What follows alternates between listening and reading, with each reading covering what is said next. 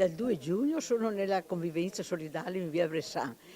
Per me la vita è cambiata perché stare insieme con qualche altra persona e sapere che non sono sola, se magari mi viene qualche malore e non riesco a prendere il telefonino e chiamare il 118, può venirmi in aiuto, è una cosa che mi fa stare bene, insomma, domani penso di non morire sola, insomma, come morire come un povero asciugamano, come si dice da noi in Veneto. La signora Patrizia sorride. Dal 2 giugno non vive più da sola.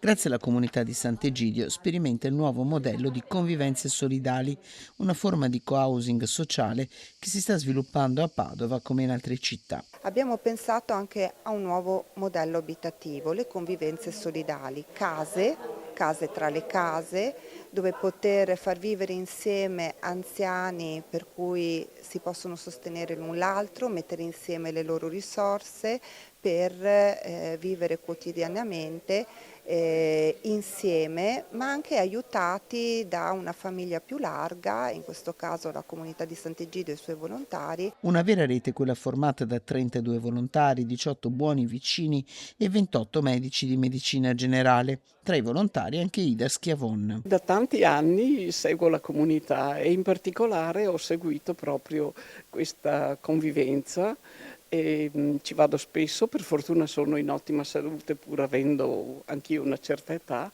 per cui mi muovo in macchina, vado a trovarli, aiuto in tante cose, eccetera.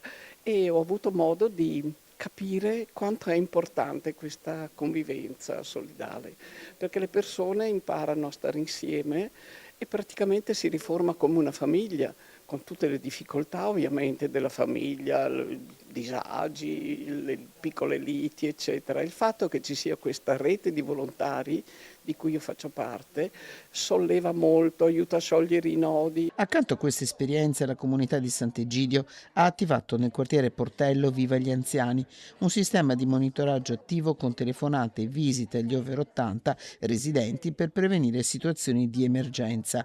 Dal 2021 al 2026 il programma ha raggiunto 223 anziani, l'82% degli ultra ottantenni residenti al Portello.